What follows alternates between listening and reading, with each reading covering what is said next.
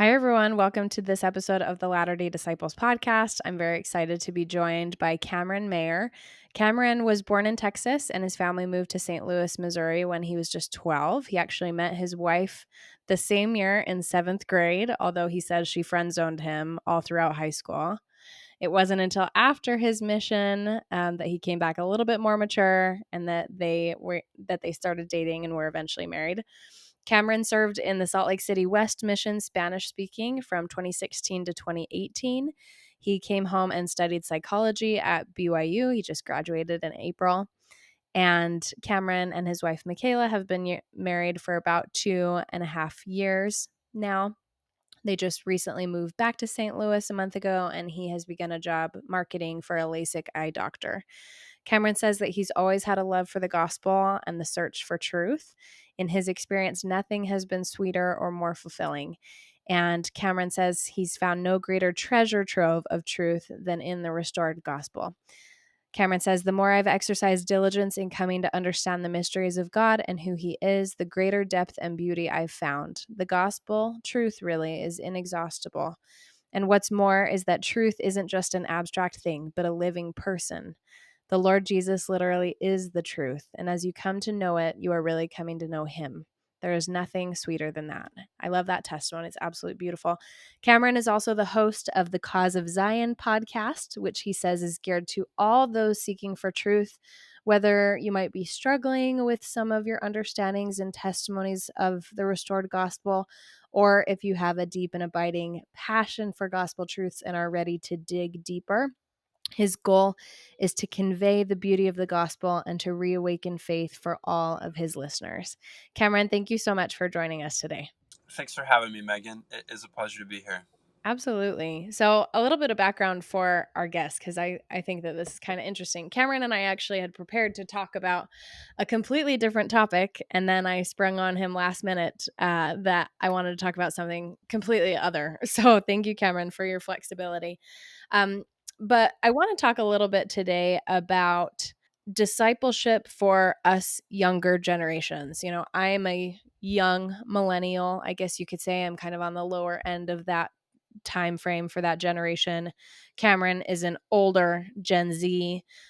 So we're a few years apart, but I feel like the trends that we're seeing in the world today and in religion in general and in discipleship for members of the church, specifically in our age group, is facing some real challenges. And facing those challenges and then having a deepening conversion and taking a spiritual journey is something that is not being experienced, I think, to the degree that I would hope that it would be, and that I think the Lord needs it to be in preparation for Him and for His return. So, Cameron, can you tell us just a little bit of background on you and your spiritual journey and what's kind of led you to where you are today? Yeah, great question. So I've always really had a love for truth and a love for the gospel from a pretty young age, 14, 15. I felt like I was very interested and intrigued by really anything I could get my hands on, whether that was Bruce R. McConkie or Joseph Fielding Smith or James E. Talmage. As I got a little bit older, closer to mission age, and especially on my mission, I really came to fall in love with Joseph Smith himself, and spent a lot of time studying teachings of the prophet Joseph Smith, as well as the lectures on faith.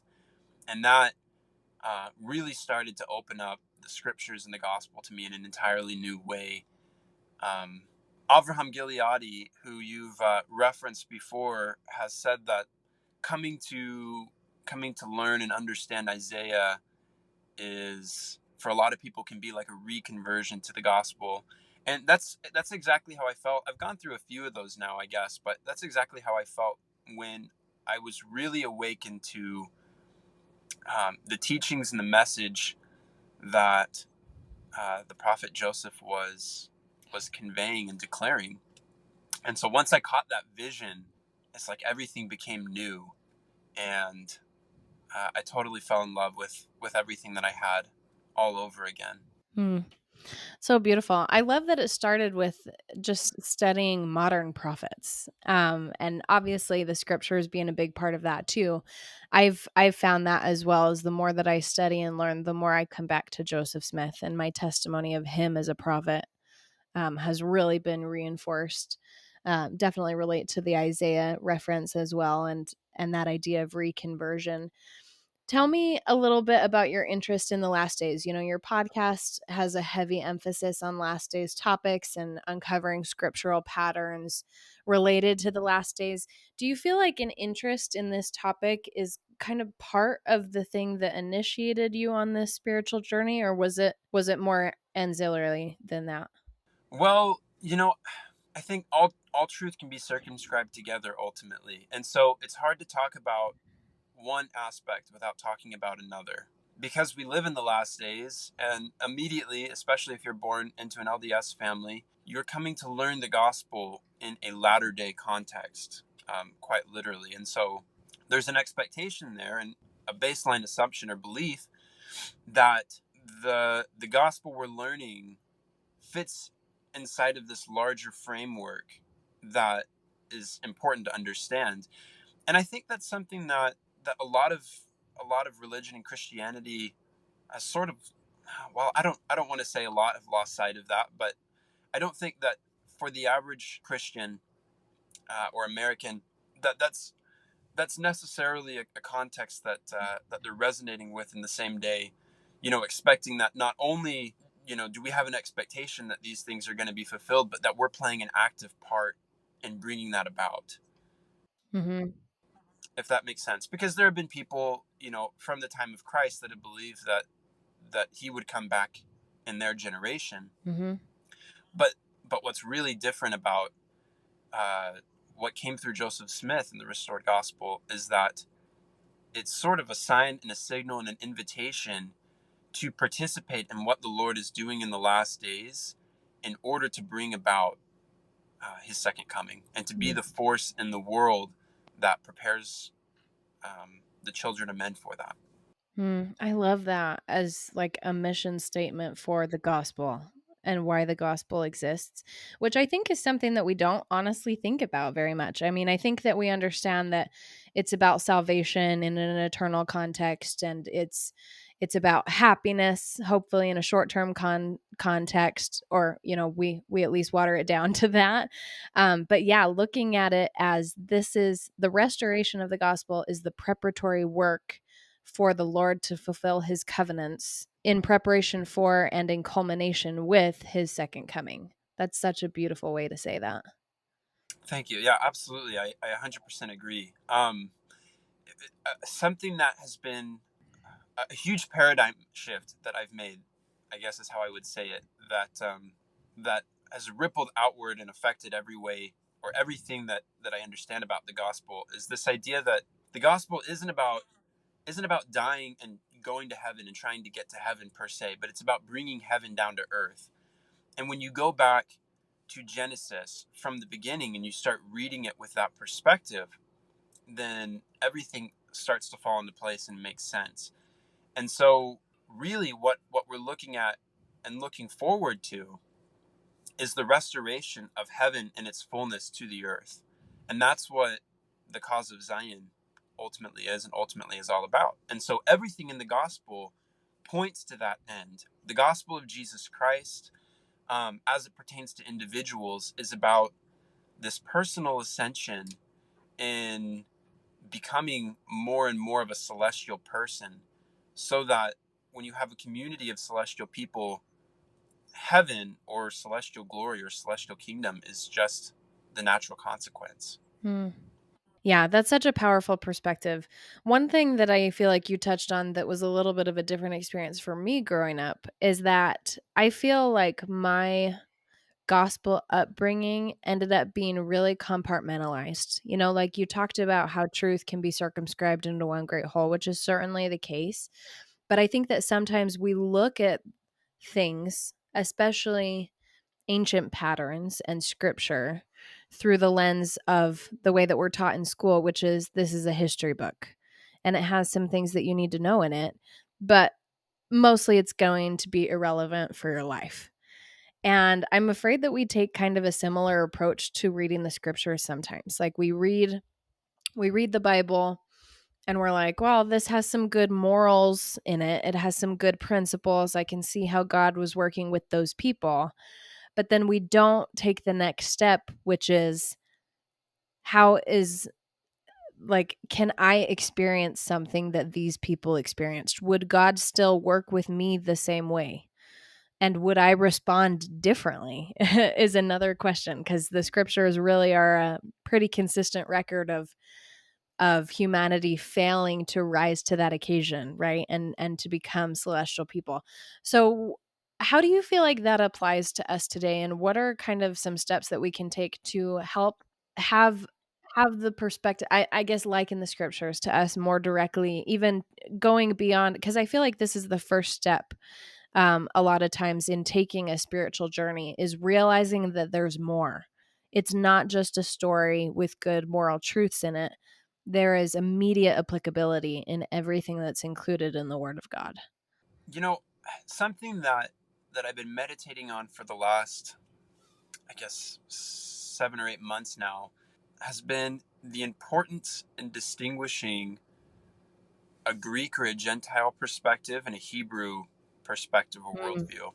Because the scriptures were all written from the Hebrew perspective, and what we have inherited as Gentiles is the Gentile approach to truth. And like you mentioned, it includes this tendency to kind of compartmentalize things. We say, oh yeah, this is philosophy, and this is religion, and this is science, and this is history, and they all exist in these different spheres. And we see things very linearly.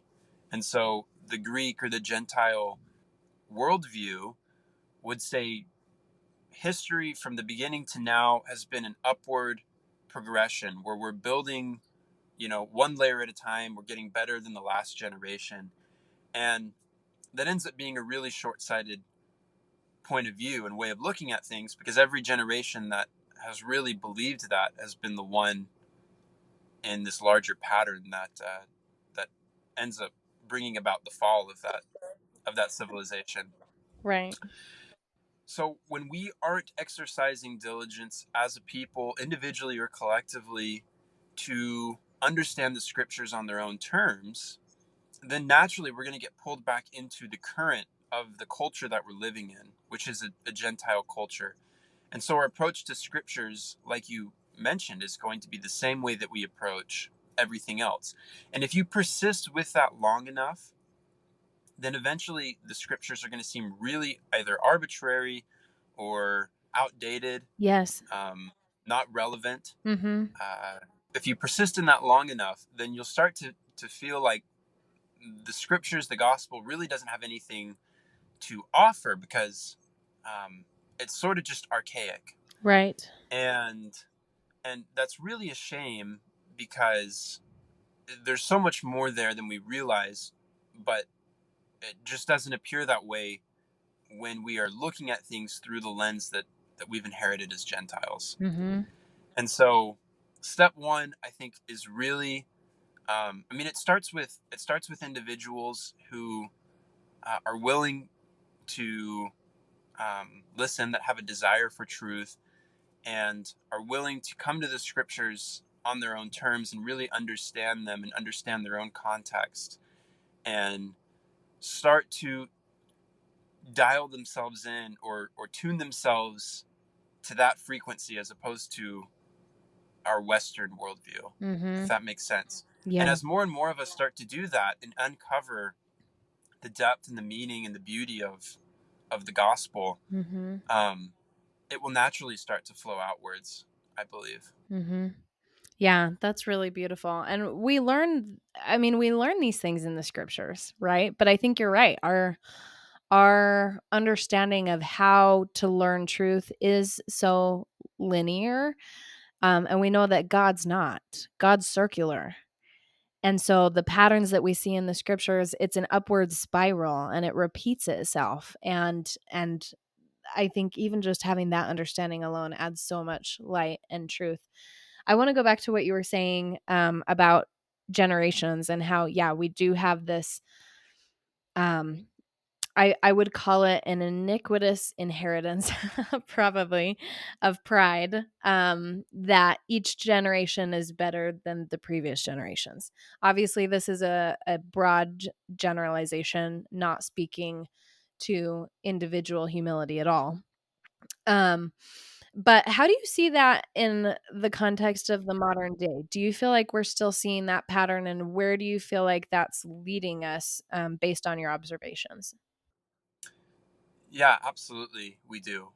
I think what we're beginning to see in this generation is Gentile or Greek ideology coming to fruition or maturation. And so it's really starting to bloom. If the seeds were planted, say, with the Enlightenment, the Age of Reason, as we call it, or even here at the founding of the United States, and sort of the cultural shifts that began to happen around that time period, those things are coming into full bloom now.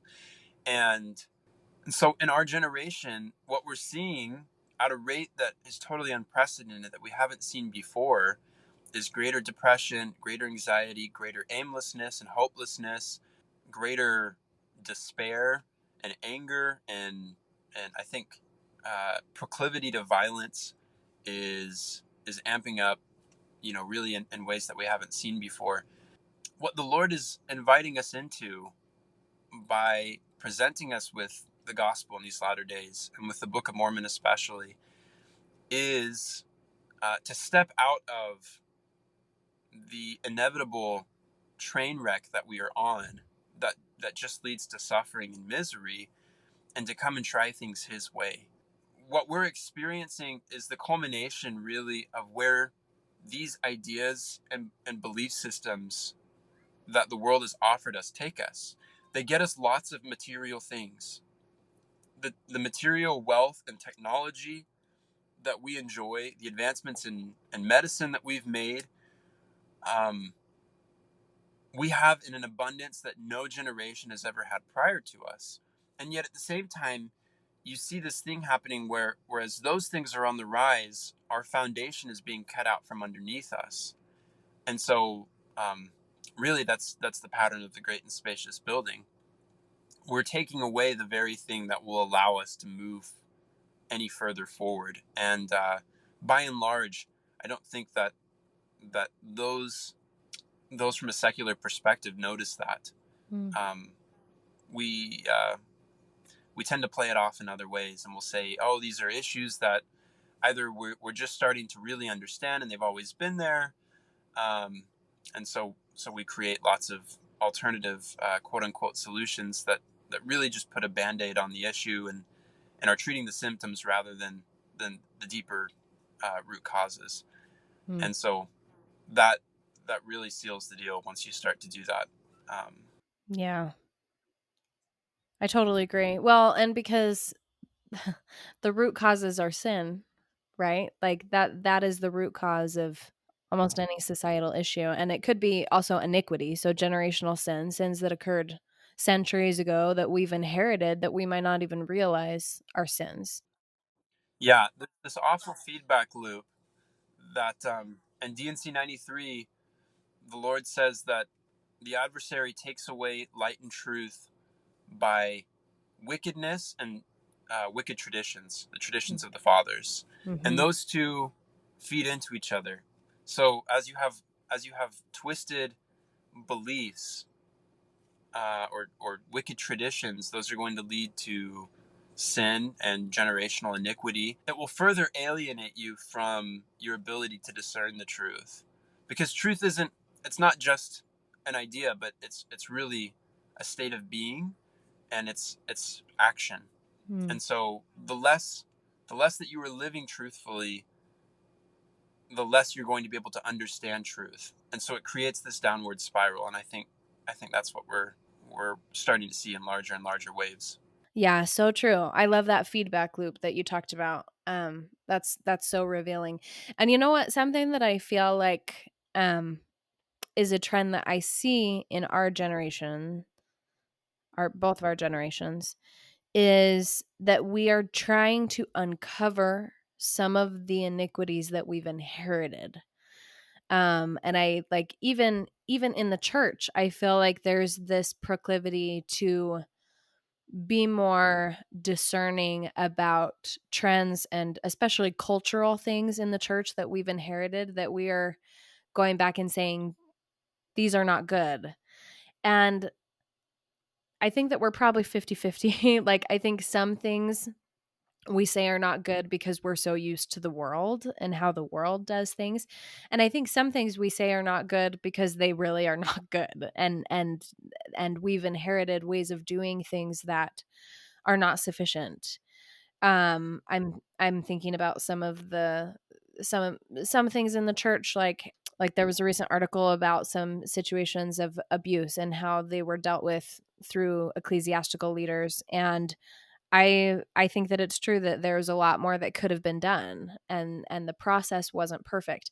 But I think that the problem that we see then is that our generations are uncovering both true and untrue instances of generational iniquity. And our response to that is that many people are distancing themselves from the church as a whole. What do you think about that, and what do you feel like would be a better approach? So yeah, you can really go one of two directions when you find that the truth and the tools and whatever you've been given in your life, and this applies in several contexts on several different levels. When you find that what you have isn't working, then inherently you're going to want to try and improve it and make it better. And that will take you either one of two directions, because in order to improve something in a way that's really meaningful, you first have to understand what made it so good in the first place and make sure that you're not taking away any of those Mm. fundamental building blocks. Because what I see is that in our haste, especially our generation, to try and make things better, we are far too willing to tear away very important values and beliefs that we deem to be harmful and unnecessary, that we in reality just don't understand. And our lack of understanding is the reason that we don't think they're useful, and they need to be changed. And so how do you avoid that? How do you avoid, say, ripening as a tear as opposed to taking that as an opportunity to seek for further truth? That's a great question. I think it really depends on what you're aiming at. Yeah, so how do you go one way without going the other? I think it takes a lot of humility. I was going to say I think it takes a lot of humility and a lot of patience, because sometimes those answers aren't immediately recognizable. But you know what? I think you're totally right. The great and spacious building is called the pride of the world. I think what frequently happens is that because of the material wealth that we have, we assume that we have earned something that we have not, and it creates this sense of pride, and undeserved pride at that. And so there's this illusion. I think you're great. I think you're on the right track. I mean, in terms of what I think about it too. I mean, one thing that I was thinking about, and I feel like you were kind of getting there with your last few comments, is I feel like there's a sense of entitlement in our generation where we feel like we are entitled to understand the mind of God, and we're entitled to understand history and all of the founding principles of the United States, the original undiluted gospel of Jesus Christ in its fullness. Like we feel like we're entitled to perfectly understand these things. And then if we perceive inconsistencies, we're like, well then something must be wrong, or maybe this isn't true. And I feel like where the humility comes into play is that it takes so much humility to understand and accept that the mind of God is not it's not comparable to us. Like we are nothing. We are literally nothing, and we are everything to God, but we are nothing in comparison to him.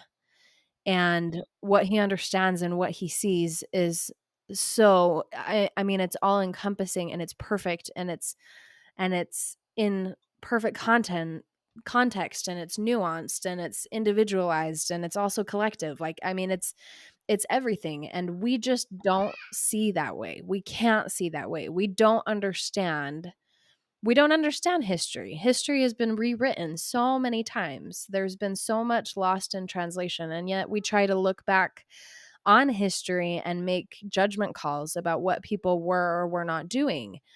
And it makes us feel like we're better than them in a lot of ways. And then it's kind of like you were saying, that feedback loop. We're like, well, we're better than them, so we are entitled to understand these things. If we don't understand these things, then they're not true or they're not good. And it is like this circular motion. And so yeah, I feel like humility and understanding our place in the greater scheme of things is so important. Yeah, I really love that. We definitely live in a day and age where we can request something and get it in a very short period of time. I mean, fast food is like really the perfect example of this. Or you can order something on Amazon and get it the very next day. And so, yeah, I think there's sort of an expectation that um, that with the tools and the means and the way that we normally go about doing things, that we'll be able to get them upon ordering them, if that makes sense. And yet there's so much more to the process that is required of us, not only intellectually, but requires our entire heart and soul. Yeah, definitely. What else is there? Like, what are some of the other obstacles that you see our generations falling into that could be feeding the propensity to fall away from the church rather than to deepen their discipleship? Because I was actually looking this morning I was researching church membership statistics, and everything noticeably went down in 2020, which makes sense because, missionary work was greatly hampered, and baby blessings and things like that weren't taking place. But they didn't really recover completely in 2021, like membership numbers both from conversions and children born in the covenant. I can't remember the words that they use for the statistical purposes, but um numbers were significantly lower. And I feel like just general trends in Christianity in the United States, our two generations, millennials and Gen Zs, are are vastly underrepresented in terms of religious communities. So anyway, what do you feel like are some of the other factors that could be playing into those circumstances? I think both in the church and out of the church, um, we have lost light and truth generation after generation, and as a result of that, the the gospel that gets passed around is really a caricature of the real thing. And so when you come up against something that is difficult in life, or is difficult to reconcile about the church, then trying to reconcile it to a caricature or superficial um, narrative becomes really, really hard to do. I guess another way of saying it is, when the value feels surface level, then it doesn't stand up for a lot of people, and a lot of people don't find immediate applicability in gospel truth. Hmm. So and this comes back to this idea of traditions. But I think let's say, in the context of church membership, where this really starts is with the Book of Mormon. And so in D&C 84, the Lord says that we have come under condemnation as a church for treating lightly the things that we've received, and mentions specifically the Book of Mormon as the new covenant. And that until we do that, we're going to remain under condemnation. Or, sorry, rather, until we repent and remember the things that we've received, not only to say, but to do, then we'll come out from under that. And until then, we're going to remain in a state of condemnation. And the nature of condemnation is such that for as long as you are in a state of condemnation, you're going to continue to decrease in light and truth, if that makes sense. So Hmm. it's like the scriptures use the imagery of being cut off from the tree of life. And so that's a fractal pattern. When a branch is cut off from a tree, it's not being filled by the life source anymore, and is going to start to move the other direction. If we go back to 3rd Nephi, Christ says the Book of Mormon would come forth as a test to the Gentiles in the last days, and that if they received it and believed it and essentially took full advantage of everything that it had to offer, that we'd be given a greater portion, and that if we did not do that, that the greater portion would be withheld unto our condemnation. And so DNC 84 in 1832 confirms which direction we went with that. And then, of course, if you go to Alma 12, this is really where the pattern gets spelled out. It's given to many to know the mysteries of God. Nevertheless, they're laid under a strict command that they shall not impart only according to the portion that they've been given. And to him that is given, I'm not quoting this verbatim, but to him that's given, or rather, you know what? Let me just pull it up because I've got my scriptures here. Do it. And while you do, I wanted to share kind of going back to this idea that perhaps what we've inherited as gospel is a little bit watered down. I was actually studying Isaiah this morning. This is Isaiah 28, verses 9 and 10. And he's talking about the Latter day Ephraimites, or you could say, members of the church, those of us who are of the lineage of Ephraim. And it says, "Whom shall he give instruction? Whom shall he enlighten with revelation? Weanlings weaned from milk, those just taken from the breast. For it is line upon line upon line, precept upon precept, precept upon precept, here a little, there a little." And essentially what he's talking about is just this very idea that we've become so used to gospel milk, and we think that it's the meat, and we haven't even breached the surface of that yet. And we see it in the way that we are taught, which he's talking about kind of in that last line. Isaiah is so clever. He's doing this parroting back and forth, which is exactly what we do when we teach. Like, we've been taught, oh, the great and marvelous work, that's the restoration of the gospel. That's not true. But we've gotten so used to just giving these rote repetitions as answers, and we have put forth so little effort to actually do the spiritual work ourselves to understand what the Book of Mormon is saying. And I think that that's part of what you're getting at, because I think a lot of people read about that condemnation and not taking the Book of Mormon seriously, and they're like, "What are you talking about? I read it. I do my chapter a day." Like, and so they're like, "That can't be about me." And it's like, "No, no, no. We're barely scratched the surface of what the Book of Mormon is supposed to be offering us." Yeah, 100%. 100% agree. I have that scripture here. Mhm. It says, "It's given unto many to know the mysteries of God.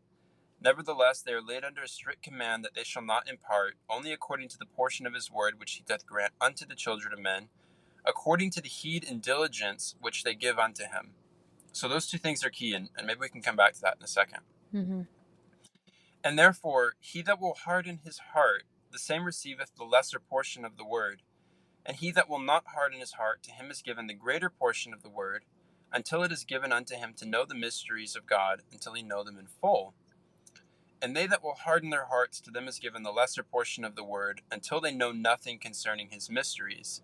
And then they are taken captive by the devil, and led by his will down to destruction. Now this is what is meant by the chains of hell." And so you can kind of implicit in that language, you can hear this feedback loop. Going really either direction, depending on the state of your heart and whether or not you're exercising heed and diligence.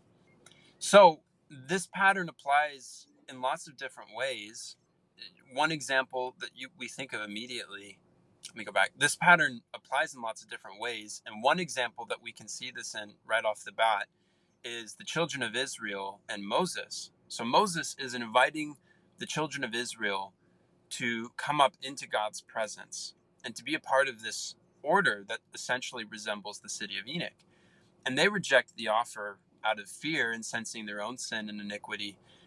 And as a result, because they hardened their hearts against what God was offering, they received a lesser portion, which we know as the law of Moses. And because they never at any point came out of that condemnation, were willing to give full heed, which is obedience to everything that we have, and diligence in seeking greater truth, they continued to just slide further and further backwards. And eventually it ended, with prophets coming and saying, "Hey, if you don't get it together, then you're going to be destroyed by the Assyrians or the Babylonians and scattered," and yada, yada, yada. That's the pattern. That's the Alma 12 pattern. And we see that play out in our Latter-day context here. Because we've treated lightly the Book of Mormon, we haven't received the greater portion, then we ourselves are in a state of condemnation. And until we repent and come clean of our iniquity, as it says in Ether 4, and come to know the same things that the brother of Jared knew, we're going to remain in that state of condemnation. And as a result, we'll lose light and truth. And so, like you read from Isaiah, we frequently mistake the milk for the meat. I think that's a travesty, because when you think the gospel is one thing and it's, say, pretty low resolution, which, milk has a place. It's intended to be preparatory to receiving more, but if you stay at that, ultimately it can become a stumbling block.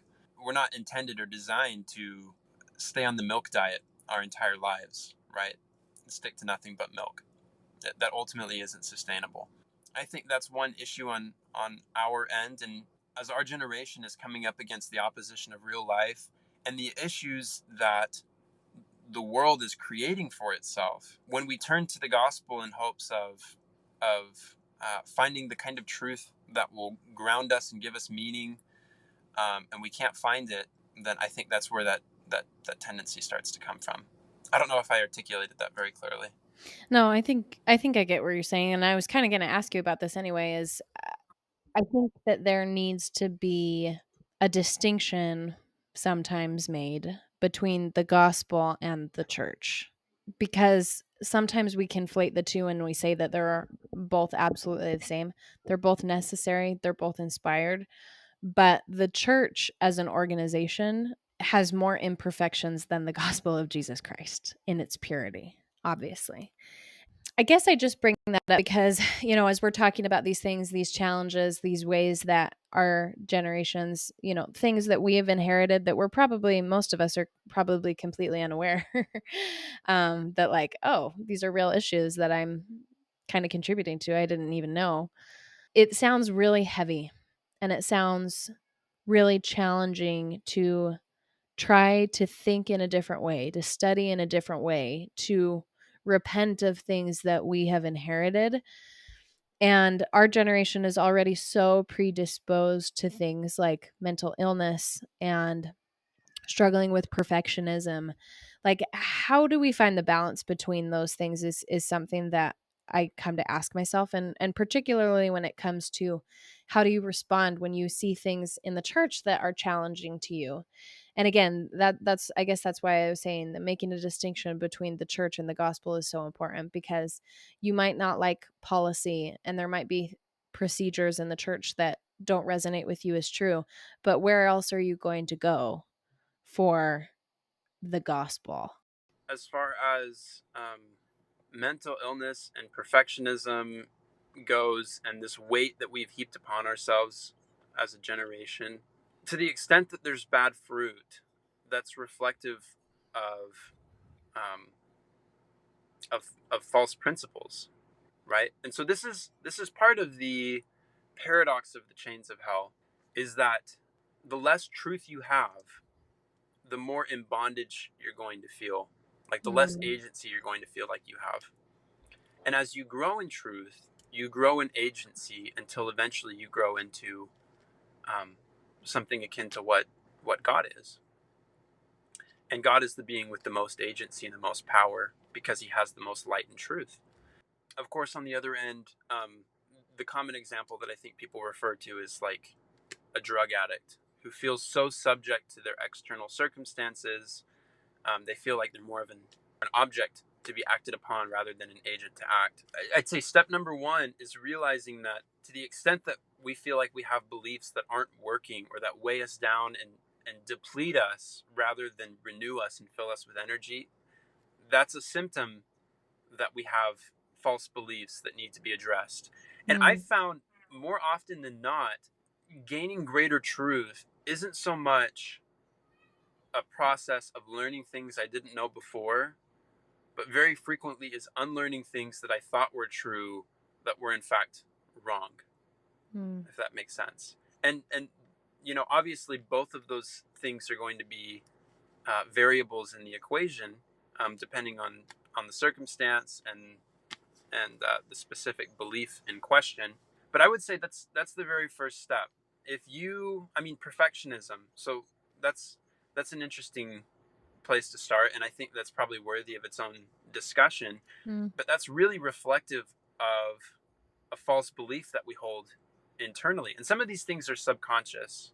The issue is that sometimes the solution that we try and create in response to that is equally as bad, but we don't realize it. And so, for example, there's this quote from C.S. Lewis I really like, where he says something to the effect of, "The adversary frequently sends lies into the world in pairs, hoping that your disdain and hatred of the one will drive you into the arms of the other."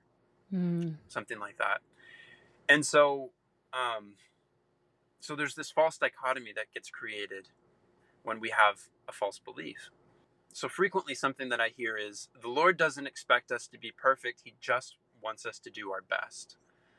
And I'm going to say something at the outset here that if you don't have the full picture, and we'll get into that, might sound a little bit blunt or harsh, but ultimately, do your best is not a principle of the gospel.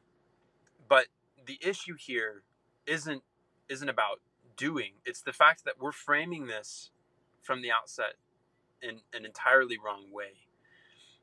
Christ gives the commandment to be perfect, not to do perfect. And so we have this Greek mentality. Again, this goes back to the cultural way that we think about things. And so we read it into the scriptures.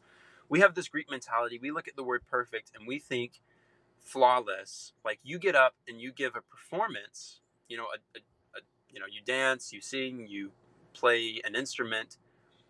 Playing an instrument's maybe the easiest one, and you don't hit any wrong notes, right? Not easiest, but easiest in terms of Mm-hmm. explaining this analogy. You don't hit any wrong notes. You don't make any wrong steps. You hit everything on the dot exactly the way that it needs to be. And that's kind of the way that we think about perfection. So in terms of the gospel, we think, okay, that means that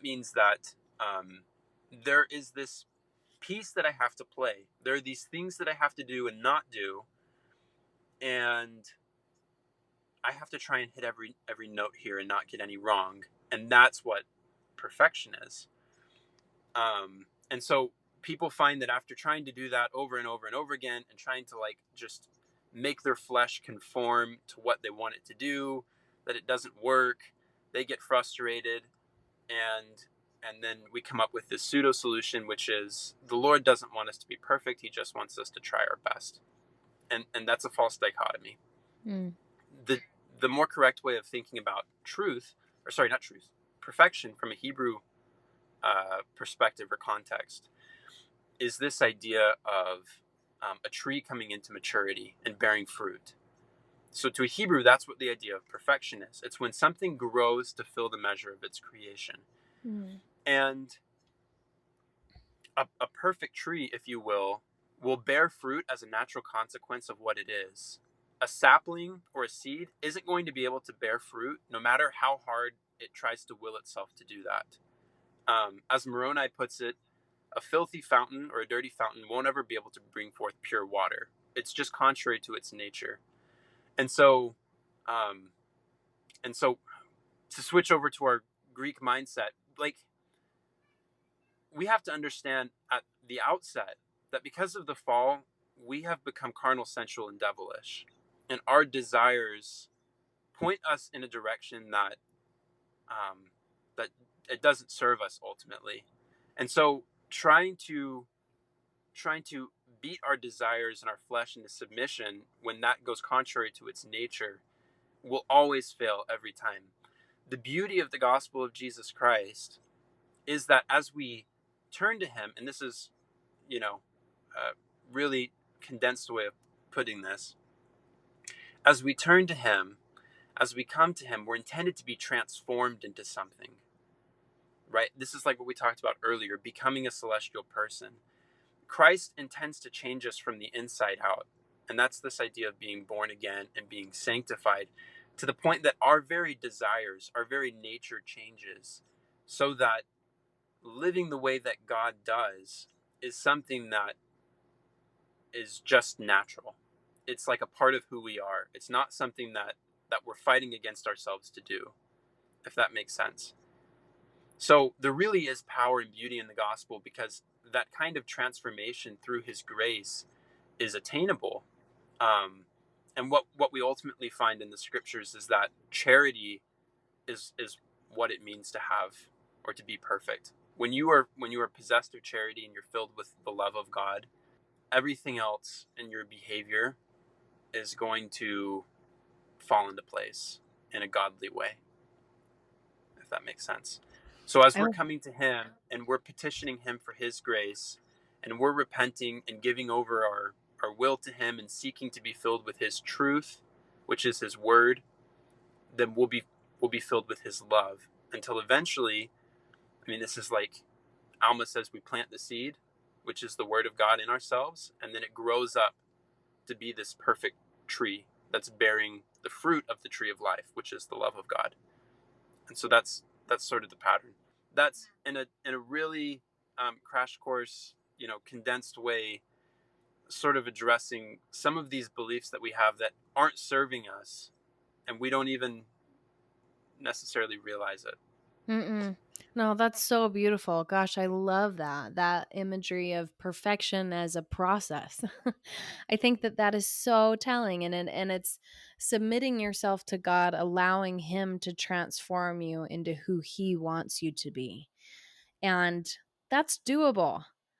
Like, that's totally doable. That's not anything like what you were saying, the standard that we put upon ourselves to do everything in perfection. That's not what it's about. It's about applying the atoning blood of Christ, being redeemed, being enabled to be more than we can be ourselves. And I hope that those listening can see how that process, you may have already begun it. You may be further along the path of perfection than you even initially thought, because you've submitted yourself to the Lord and you are choosing to go through um, a process of transformation. I feel like that's something that I resonate with a lot better. I love what you were saying about how a lot of the ills and the ailments that we experience are a result of false beliefs that we may have internalized. And that's not to be condemning or damning to anyone. We all live in a state where we all have false beliefs, and it takes a lot of concerted effort to evaluate individually the beliefs that we have that are not true. And I go back to the scriptures and the value that they have in terms of teaching us what is actually true and what is false. Um, but I would say that one of the biggest like false understandings that I would say generationally, but I really think it's like everyone everywhere, that we've inherited is a misunderstanding of the atonement of Jesus Christ. And if we were to truly try to comprehend, obviously, perfect comprehension of an infinite act is not possible right now. But even if we were to study that topic and deepen our testimony of it and learn about our Savior through our study of that, I feel like that alone would dispel so many false beliefs that we have. Yeah, I absolutely agree. Um, here's another important distinction between the Greek beliefs or traditions that we've inherited and the scriptural or Hebrew way of seeing things. We look at truth like it's this abstract thing. There are these forces that are like just impartial, and it's harsh reality, and it doesn't care about us. And that's kind of what truth is. It's just like this thing out there somewhere. But the Hebrew perspective is that truth is a person, and it's a lifestyle. It's action. Christ said, "I am the truth," um, and he's the Word of God, and he's the Word of God made flesh, which means that he is acting out truth. If that all makes sense. Um, the Book of John does a beautiful Mm. job of illustrating this, but when we realize that truth isn't just a rule or a principle. I mean, there's a level on which we can understand those things that helps. But ultimately, we have to recognize that truth is a personality, and that as we are coming to Christ and we're being filled with his light and his truth, we're being filled with his essence. And that has the power to transform us to be like he is. And to be like he um, is is what it means to have joy. Like, to the extent that we possess truth, we possess joy and happiness and love. And all of those things are synonymous. And so it's important to see that it's a state of being, and like the relationship between truth and freedom and joy and love are all strictly interconnected. Hmm. Yeah, that's beautiful. I love it. So we've talked about some really heavy things. Obviously, you've shared so much just in terms of different ways that we can begin to think about these things, different things to focus on. I want to ask, because I know that like this could seem really daunting, especially to us younger disciples who haven't realized some of these things or haven't embarked on our own personal spiritual journey yet. And I feel like you've given a lot of really great food for thought on where to begin and some of the things to evaluate ourselves on. I want to know what your vision is for the future of disciples who do undertake this work. Um, what do you see our potential being in this life, in the coming days leading up to the second coming, as we put forth this degree of effort and repentance and a willingness to submit to the Lord? Well, what we read in the scriptures is that in the last days there's going to be a great division, and this gets talked about in lots of different ways. Nephi says there are two churches only. Christ talks about it in terms of the wheat and the tares, or the wise and the foolish virgins, or the sheep and the goats. All of us, we're going to go in one of two directions. We're either going to ripen with the wheat, or we're going to ripen with the tares.